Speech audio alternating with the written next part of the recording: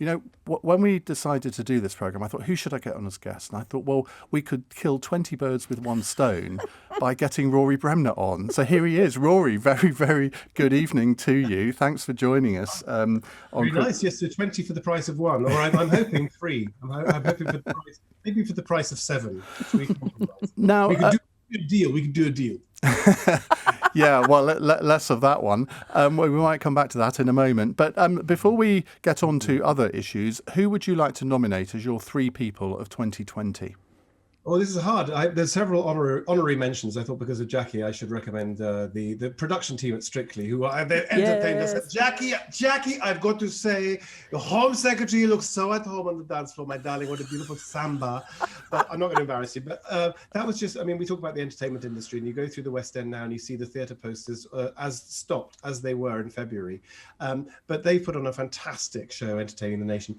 I have to say, you nearly got an all-female shortlist, because one thing this year has been the leadership shown by women around the world, whether we're talking about Jacinta Ardern in New Zealand or Sanna Marin in Finland, of course, and in Belarus, Maria Kolesnikova, that incredible feat of bravery where they were trying to get her out of the country and she ripped up her passport. Just the most incredible courage. And of course, the opposition leader Svetlana Tikhanovskaya.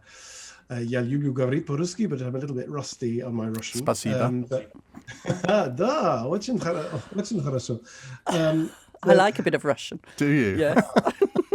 Я помню чудное мгновение передо мной явилось, как мимолетное видение. I'm just reading a Russian love poem to Jacqui. Does it contain the word Novichok?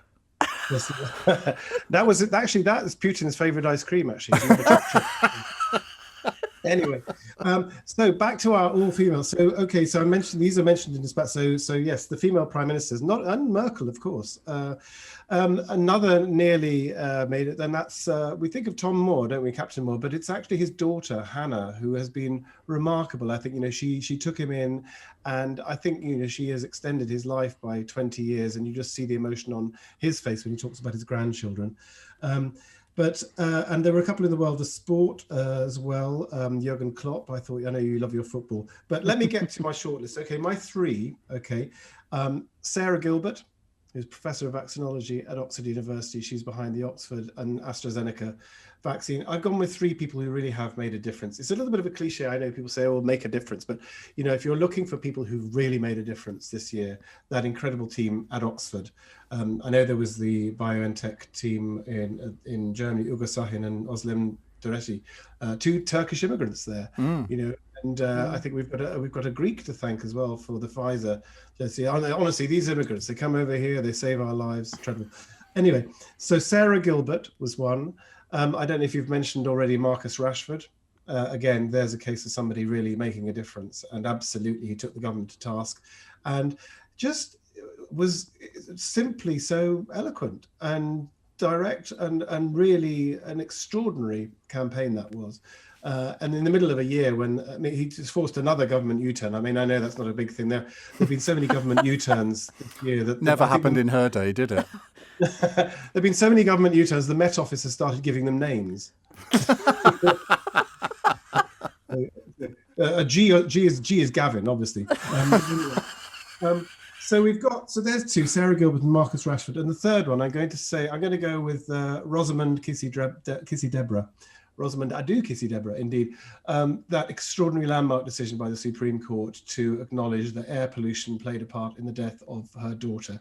And that's about one person being able to make a difference. And that decision is going to have huge ramifications. She's fought for years. I think her daughter died in 2013.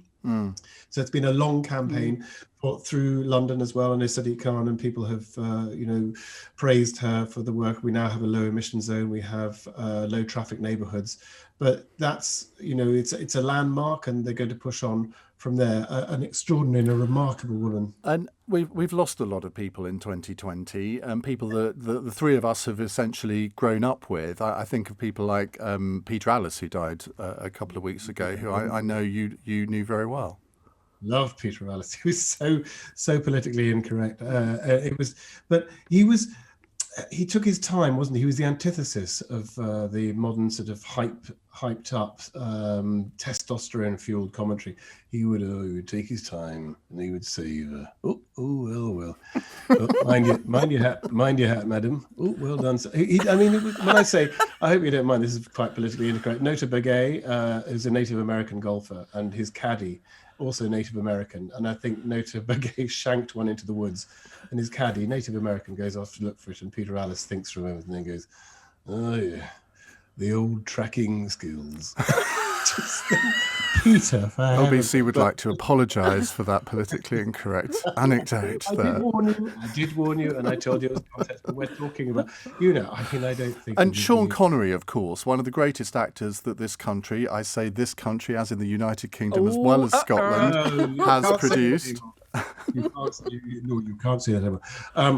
Sean Connery, and it was I met him actually a couple of occasions, did a BAFTA thing, and then happened to be once a friend invited us to the Bahamas, and we were next door, so I invited him around for a barbecue, and he he arrived, and we were standing around for a long time, and he turned to me and said, why aren't we shitting?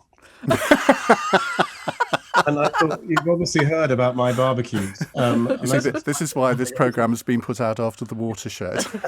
Don't worry, I checked. Now, why aren't we shutting down? Rory, looking forward to 2021, what kind of year do you think it will be for our Prime Minister? It's going to be an excellent year. I don't think I'm not where I thought I would be this time last year. I thought by now I'd be on Mustique, but I just say last year I was a triumph. I mean, on whatever issue you take, whether it be testing or care homes or PPE or quarantine or school meals, we were not asleep at the wheel. We were all over the place. And I think we now have a great deal. And I knew the moment that I met Ursula von der Leyen. She has a von der Leyen condition, by the way. When I saw, I looked into the whites of her exquisite EU subsidised plates, and I knew that we were either going to get a great deal or it was going to be baby number 7. Well, it may be 8. It may be 8. If you've been in contact with me in the last 10 years and have a child, get a test. On that uplifting note, Rory Bremner, thank you very, very much indeed. That's Rory Bremner there.